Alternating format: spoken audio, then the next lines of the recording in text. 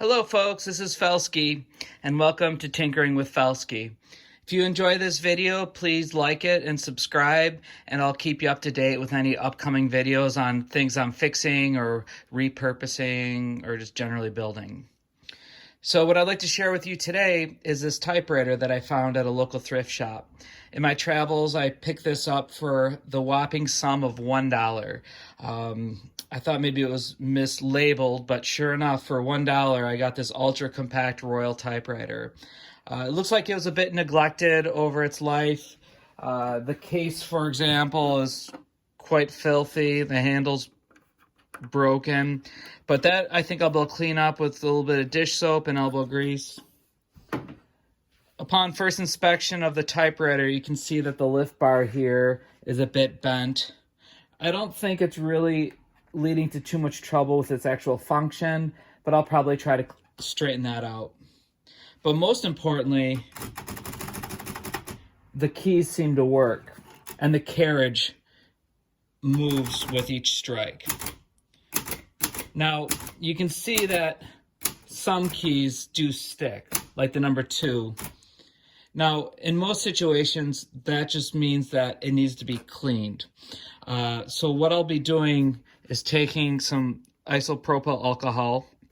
It's recommended you use 91% isopropyl alcohol because it evaporates quickly and doesn't leave moisture in the machine. So I'll be using essentially isopropyl alcohol, a toothbrush, and for the hard to reach places, I'll use a dental pick. And essentially, I'll be doing two things. I'll be cleaning where the mechanism moves. So in this area here, where things might stick, it'd be tempting to put oil in there, but you actually are not supposed to put oil in here. Because what happens is if you oil it, then dust and such gets in there and it'll actually seize up. So in these situations, you do not use a lubricant. What you use is just something to clean which in this case will be isopropyl alcohol.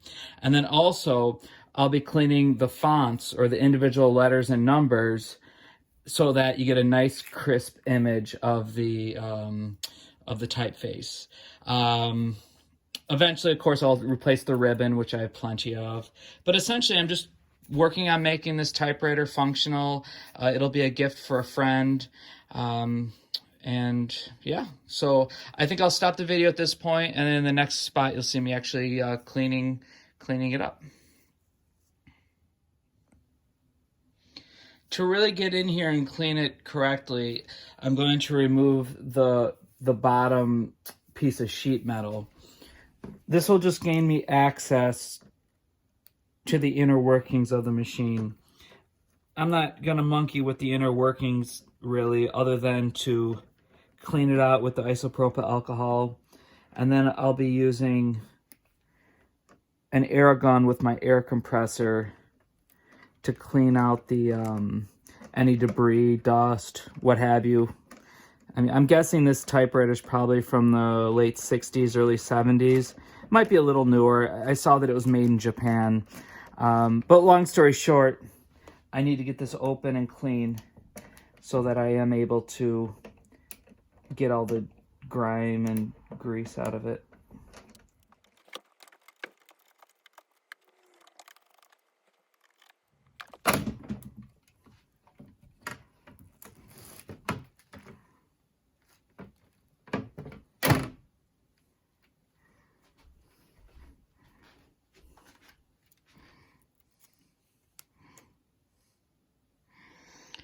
Boy, this typewriter is actually pretty clean on the inside.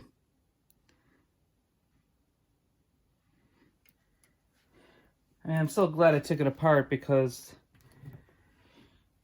there's like a, I don't know what you call it, like some sort of fabric material on the bottom there.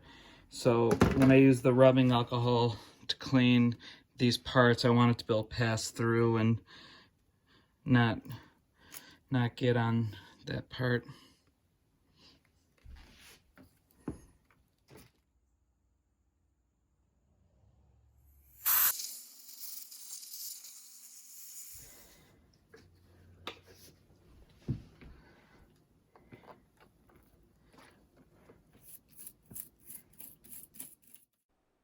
In the video, you can see me cleaning with the brush. Every once in a while, I would stop and get the air gun out to dislodge any dust or particles and to dry off the isopropyl alcohol. And then I merely check to see if the mechanism is moving as it should. Also, I look at the typeface to make sure there's no ink residue, so that way I know that I'll get a nice clean image of the typeface when I'm typing later. I also took it upon myself to take some water and dish detergent and just clean up the individual keys so they look clean now.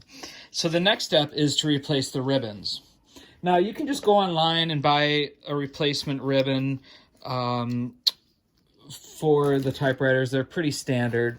But I discovered that a really inexpensive method is to buy in bulk quantity this type of ribbon. This is actually not quite interchangeable, and by that I mean the individual spools don't match. These are the replacement spools, and here's the original. So you can see that there's a different hole pattern. But that's okay, because every typewriter I've redone had the original spools. So what I do is I take the new ribbon and spool it on the old spool. And then one extra thing that's important. You'll see at the near the end, like about 8 inches from the end, there's a grommet. This grommet's important because what happens is every time you hit a key, there's a mechanism that moves the ribbon a small amount. And when it finally makes it all the way to one end, this grommet will hit a mechanism that will then cause the ribbon to go in the opposite direction. And the same ribbon can be used multiple times. So you kind of need this in there. So what I've done is with these new ribbons that don't have a grommet, I merely take small grommets that I purchased, and with a grommet tool, I just pinch on a new one. Well, I've got to be completely honest. That last part of the video you just watched took place months ago. Although the typewriter's been finished for a while, I've just been dragging my feet on actually making this video. But I really want to get this typewriter to my friend, so let's wrap it up. I just want to show you the typewriter in action and show you how it turned out. So first of all, I just want to point out that the case actually cleaned up really nice. It's just a plastic case, but with that dish detergent, elbow grease, and some water, it cleaned up really nicely. And it turned out the handle wasn't broken, just the mechanism had come loose. So when I took everything apart to clean it, I was able to repair that. Now, the actual typewriter looks pretty decent. I'll be honest, being an ultra compact typewriter, it doesn't feel quite as good as my larger, older Royal Typewriter, but for a compact, I think it's working quite well. The keys are now working as they should. Couple of little things for folks that maybe don't use the typewriter often. There are some other features, like on this one where it says L and H. I don't know if you can see that in the shot. This just controls how hard the key strikes. So if you're somebody that really pushes hard on the keys, you can put it on H and it won't hit as hard. But I put it on the L because it seems like that's, at least when I'm typing, where it feels right. And then there's another lever on the right-hand side that has a picture of a red arrow on top and a black arrow on bottom. Now that's for changing what part of the ribbon is struck. A lot of ribbons will have red on top and black on bottom, and that's used for correcting. I'm using just an all black ribbon, so it really doesn't matter.